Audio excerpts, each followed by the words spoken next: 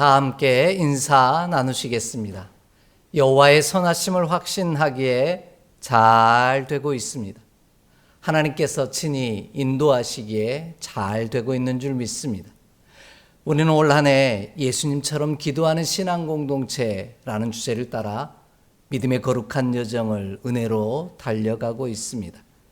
이를 위해 성경 속에 있는 예수님의 기도와 예수님의 기도에 대한 가르침을 살펴보며 은혜를 나누고 있는데요. 7월 달에 이어 8월 달에도 주님 가르쳐 주신 기도라는 주제를 가지고 함께 말씀의 은혜를 나누고자 합니다. 지금까지 예수님이 가르쳐 준 기도의 첫 번째 주제는 지존하신 하나님이 우리와 특별한 관계 속에 거하심을 시인하는 것이 첫 번째 기도요. 두 번째 주제는 하나님이 통치하시고 다스리시는 하나님 나라를 이루어가는 것이 우리의 기도의 두 번째 주제임을 살펴보며 은혜를 나누었습니다. 세 번째 주제는 하나님의 자녀답게 살아갈 수 있도록 생존에 필요한 것들을 공급해 달라고 간구하는 것을 주제로 살펴보며 말씀의 은혜를 나누었습니다. 오늘은 예수님께서 제자들에게 가르쳐 주신 기도의 네 번째 주제를 함께 살펴보며 말씀의 은혜를 나누고자 합니다. 예수님이 가르쳐 주신 기도의 네 번째 주제는 선택입니다. 우리가 어느 나라에 속한 법을 따라 살아갈 것인지 선택하고 판단하라는 것입니다. 우리는 살면서 무엇을 보내고 무엇을 붙잡아야 하는가 선택해야만 합니다. 그 선택의 순간 누구에게나 나만의 법칙이 있고 판단 기준이 있습니다. 그 법과 판단 기준에 따라 선택하고 결정하고 판단합니다. 예수님은 기도를 가르쳐 달라는 제자들을 향하여 세상의 법을 떠나 보내고 이제는 하나님의 법으로 선택하고 판단하고 결정하기를, 살아가기를 가르쳐 주고 계십니다. 하나님의 나라를 살기 원한다면 세상의 법과 질서는 우리 삶에서 떠나 보내고요. 하나님의 법칙과 질서를 붙잡아야 한다라는 겁니다. 세상의 법과 질서에 따르면 너무나 당연한 것들처럼 보이는 것들을 내려놓고 역설을 사는 하나님 나라의 법을 질서를 선택하라는 것입니다. 그리할 때 우리 삶이 하나님 나라가 될 수 있다는 것이죠.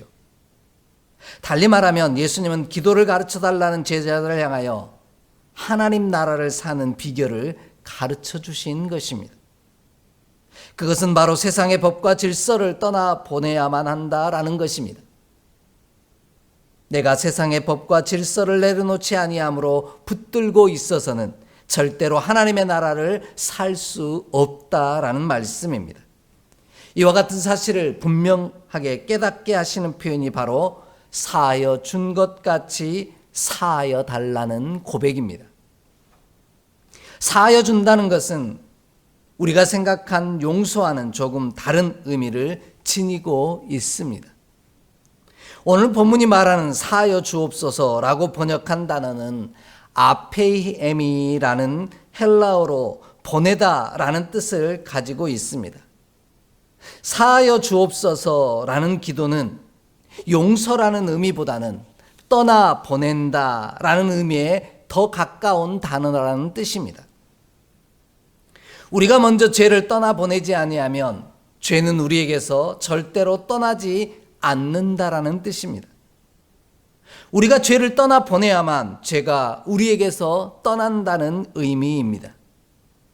그럼 죄를 떠나보낸다라는 것은 또 어떤 의미일까요? 본문이 말씀하시는 죄 또한 우리가 알고 있는 죄와는 조금 거리가 멉니다. 신약 성경은 죄라는 단어를 여러 가지로 사용하고 있는데요. 그 중에 대표적인 단어가 하마르티아라는 단어입니다.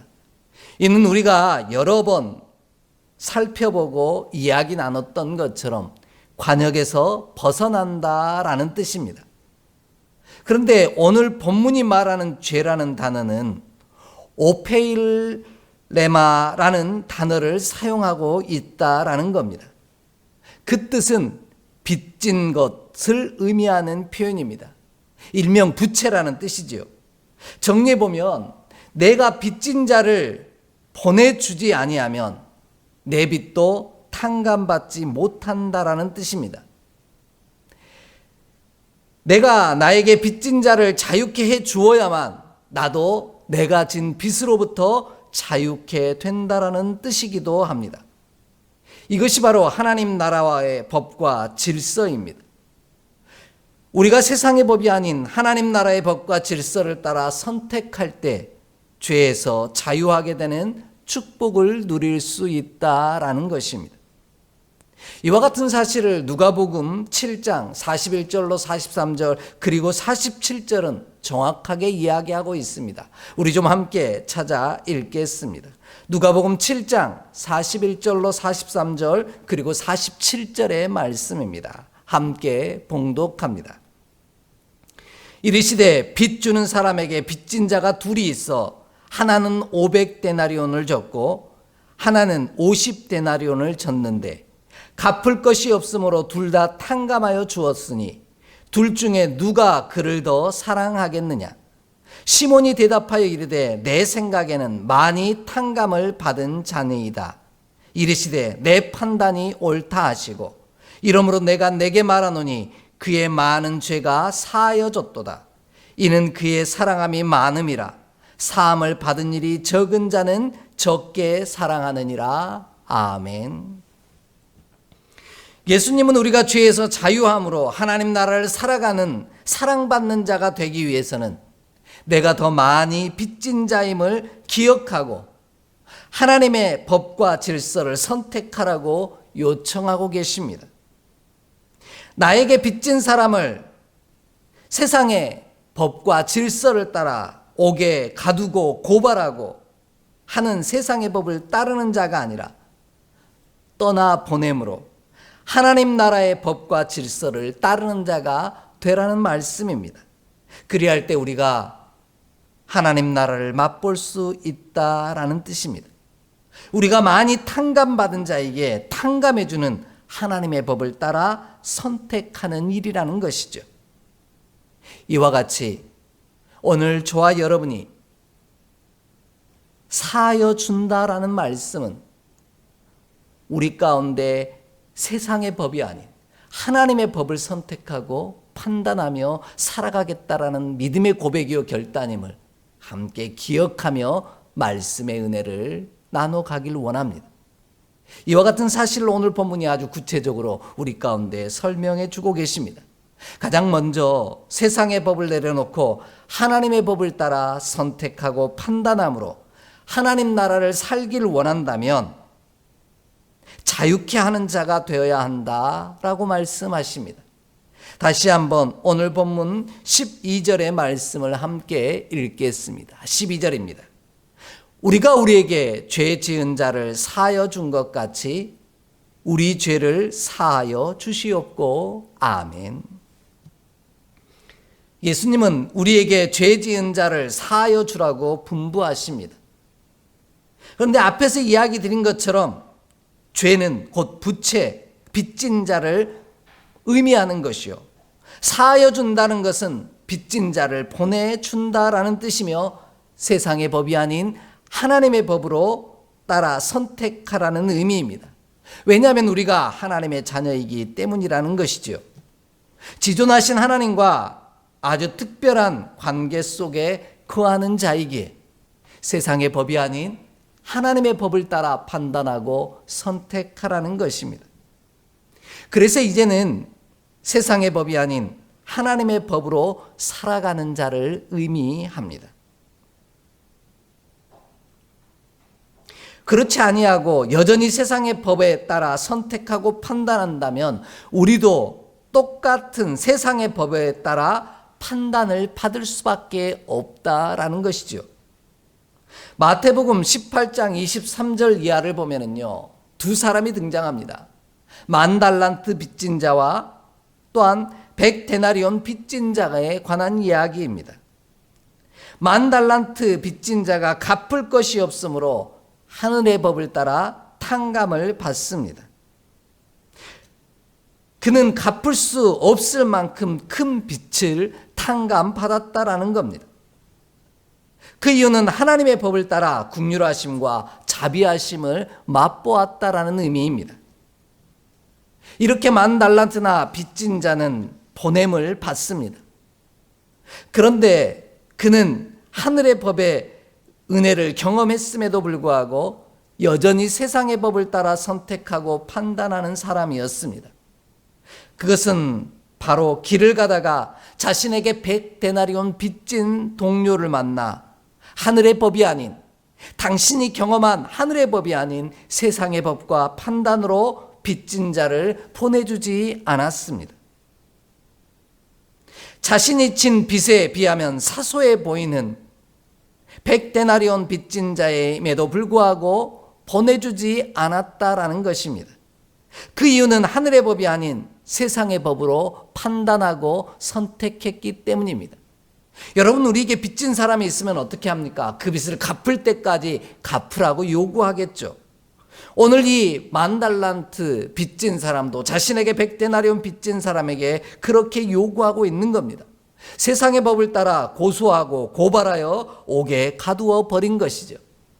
그러자 예수님께서는 100데나리온 빚진 동료를 세상의 법에 따라 판단하고 선택하여 옥에 가두었던 그 10,000달란트 빚진 탕감받은 자도 똑같이 세상의 법과 판단에 따라 옥에 가두라고 분부하십니다.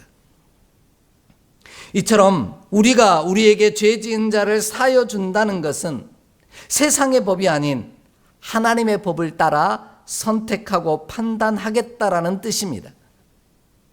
빚진 자를 하나님의 법에 따라 자유롭게 해주라는 것이죠. 그 이유는 우리가 누군가를 용서할 만한 존재는 아니기 때문이라는 것입니다. 우리에게 죄 지은 자를 사하여 준 것 같이 라는 표현을 내가 과거에 누군가를 용서했다라는 말로 이해해서는 안 된다라는 뜻입니다. 만약 내가 누군가를 용서해 주었다라고 생각하는 순간 마치 내 자신이 죄를 지은 자를 용서해 줄 수 있을 만큼 능력이 있고 권세가 있는 창조주처럼 착각하여 교만하게 되기 때문입니다. 그러므로 우리는 우리에게 빚진 자를 세상의 법에 따라 판단하고 정죄함으로 옥에 가두는 자가 아니라 그를 하늘의 법으로, 내가 맛보고 경험한 하늘 은총의 법으로 자유케 하는 자가 되기를 원합니다. 그를 놓아주는 자가 되기를 원합니다. 그리할 때 하나님께서 우리 가운데 하늘 자비하심과 자유케 하심의 놀라운 은혜를, 하늘나라의 법을 살아가는 축복의 사람이 되게 하실 줄 믿습니다.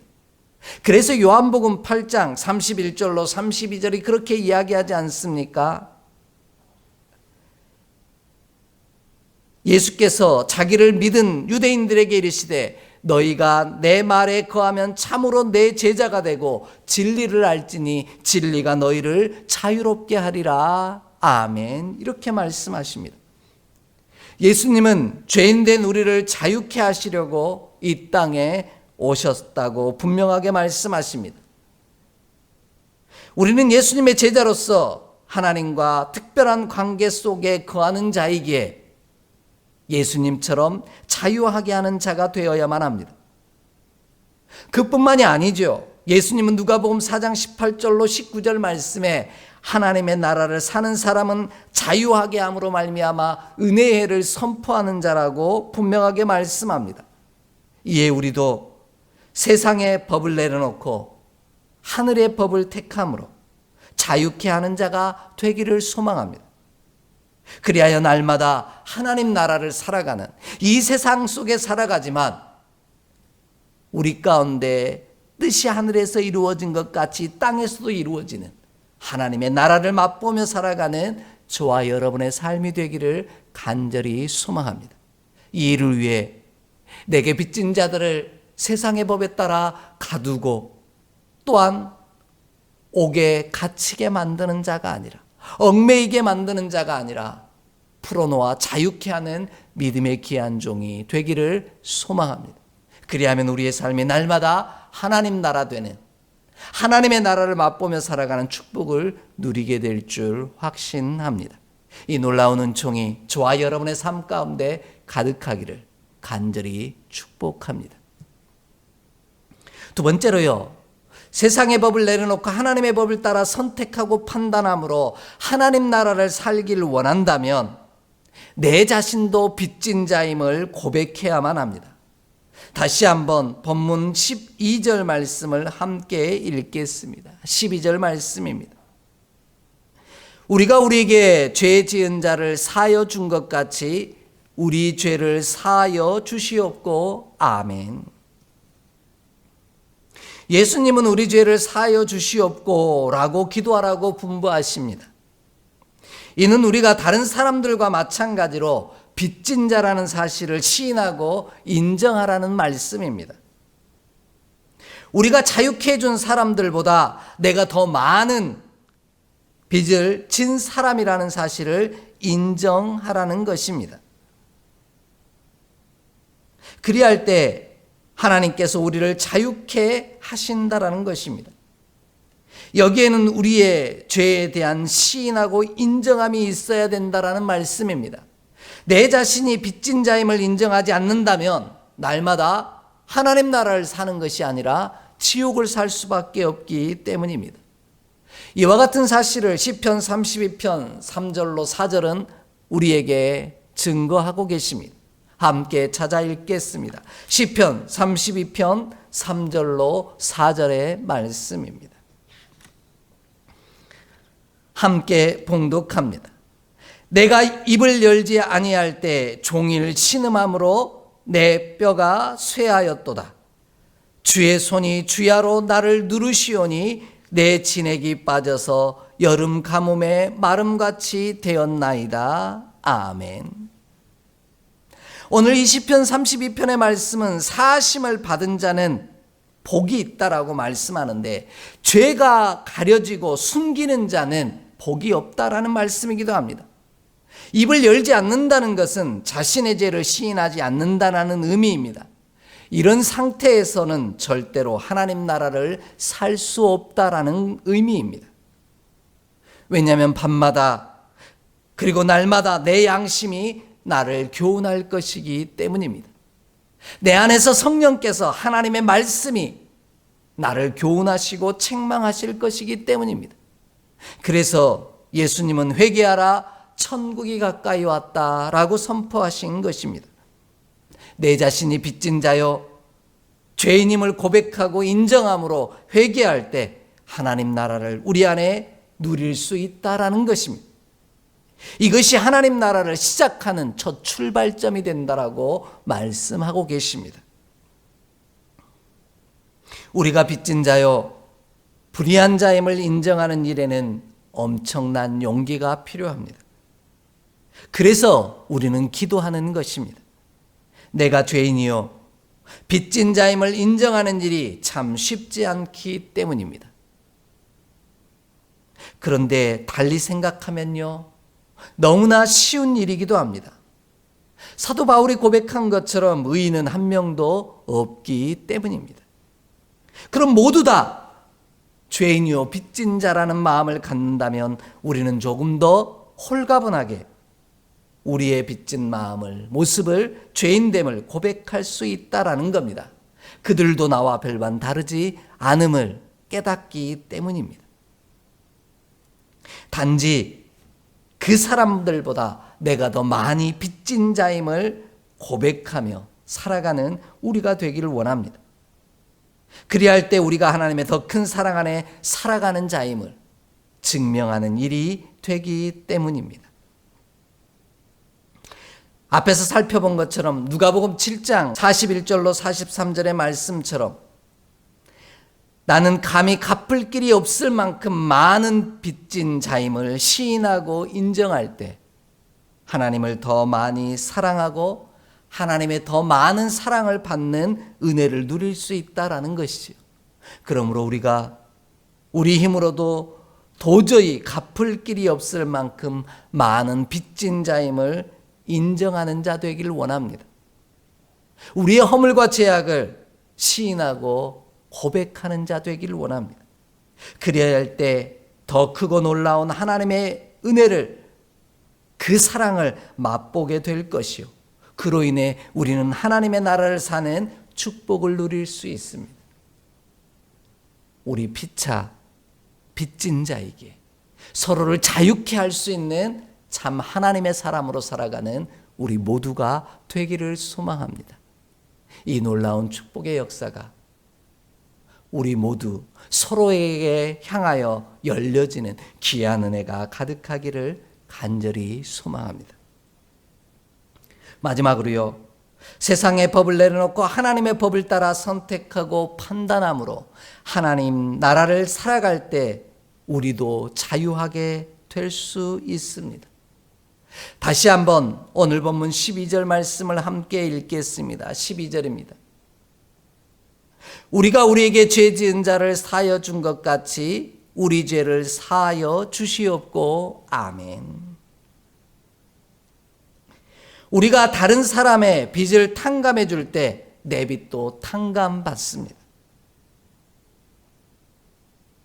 채무자에서 벗어날 수 있는 유일한 방법이 바로 하나님의 법과 질서를 따라 선택하고 판단함으로 그들을 놓아주는, 자유케 하는 일이라는 것입니다. 그래서 우리가 다른 사람을 자유케 하는 일이 곧 내 자신을 자유케 하는 일이라고 말씀하십니다. 그래서 예수님은 내 자신이 먼저 자유케 함으로 내 자신을 자유하게 하소서 기도하라고 가르쳐주고 계신 것입니다. 예수님은 단순히 용서를 위해 기도하라고 분부하시지 아니하셨습니다. 우리가 누군가를 자유케 함으로 하나님 나라를 맛보게 한다면 우리도 하나님 나라를 맛보게 될 것이라고 말씀하십니다. 우리는 용서할 만한 자격이 있는 존재도 아니고요, 용서하기 어려운 존재요, 용서할 수도 없는 존재이기 때문입니다. 그러나 하나님의 자비하심을 맛본 자만이 그 자비하심 가운데 거할 수 있다라는 것입니다. 이를 위해 세상의 법이 아닌 하나님의 법을 따라 선택하고 판단하며 하나님 나라를 살아가는 우리가 되기를 원합니다. 세상의 법은 빚진 사람에게 빚을 갚으라고 요구합니다. 그리고 그 빚을 갚지 아니하면 고소하고 고발하는 것은 너무나 당연한 세상의 이치입니다. 그러나 예수님이 가르쳐 주신 기도는 빚진 자를 향하여 옥에 가두고 고발하고 고소하는 것이 아니라 하나님의 법을 따라 자유케 해 주셨습니다. 이것이 바로 하나님 나라를 사는 비결이라는 겁니다. 이와 같은 사실을 로마서 8장 12절로 14절은 우리에게 분명하게 말씀해 주고 계십니다. 우리 함께 찾아 읽겠습니다. 로마서 8장 12절로 14절의 말씀입니다.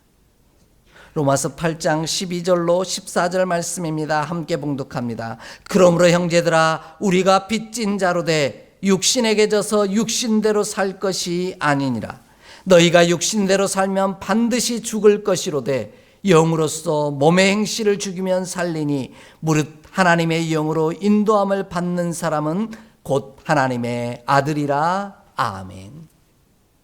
오늘 저와 여러분이 육신에게 져서 육신대로 살아가면 우리는 여전히 빚진 자요, 죽은 자라는 것입니다. 그러나 육신이 아닌 하나님의 영으로 인도함을 받아 하늘의 법을 따라 살아간다면 우리는 탕감받은 자요, 죽지 않는 자가 된다라는 것입니다. 우리에게 용서하라는 것이 아니라 하나님의 법을 따라 오늘 판단하고 선택하며 자유케 하는 자가 되기를 요구하고 계신다라는 겁니다. 이 일을 위해 오늘 내게 빚진 자를 자유케 하는 자가 되라는 것입니다. 보내주라는 것이죠. 이것이 가장 자유케 되는 일이요, 하나님의 나라를 맛보며 살아가는 일이라는 겁니다. 이와 같은 사실을 우리가 경험하기 위해 게임 하나를 해보려고 합니다. 바로 저글링이라는 것인데요. 저는 이 저글링을 잘 못합니다. 근데 세 개의 공을 가지고 저글링을 하는 분들의 이야기를 들어보면 이렇습니다. 어떻게 하면 잘할 수 있습니까? 라고 물으면 그분들이 이렇게 이야기합니다. 먼저 내 손에서, 오른손에서 공을 하나를 돌려보내라는 겁니다. 그리고 그 공이 떨어지기 전에 왼손에 있던 공을 오른쪽으로 돌리라는 거고요. 또 위에서 떨어지는 공을 왼손으로 받아서 또 오른쪽으로 돌리면 된다라는 겁니다. 말이 참 쉽지요. 근데 잘 안 되더라고요. 그런데 여기에서 비밀 한 가지를 발견하게 됩니다. 보내야만, 자유케 해주어야만 내가 붙잡을 수 있고 또 그것들로부터 자유케 되는 기쁨을 누릴 수 있더라는 겁니다. 오늘 저와 여러분, 로마서 7장 21절의 말씀처럼 우리 안에서는 두 가지 법이 날마다 싸웁니다. 사느냐 죽느냐가 문제가 아니라 육신의 법을 따라 선택하고 판단할 것인지 아니면 하나님의 법을 따라 선택하고 판단할 것인지 갈등하고 있으니 이것이 문제인 것입니다. 우리는 육신의 법을 떠나보내고 하나님의 법을 따라 선택하고 판단하는 자 되기를 소망합니다. 그리하여 우리에게 빚진 자를 자유케 함으로 내가 자유케 되는 하나님 나라를 맛보며 살아가기를 원합니다. 그 안에서 하나님의 자비와 긍휼 그리고 자유케 하심을 날마다 맛보며 살아가는 우리 모두가 되기를 원합니다. 이 일을 위하여 사로잡고 묶인 바 된 자가 아니라 은혜를 선포함으로 그를 자유케 하는 사슬에 매인 바 되어진 자를 풀어놓아 보내주는 저와 여러분의 삶이 되기를 원합니다.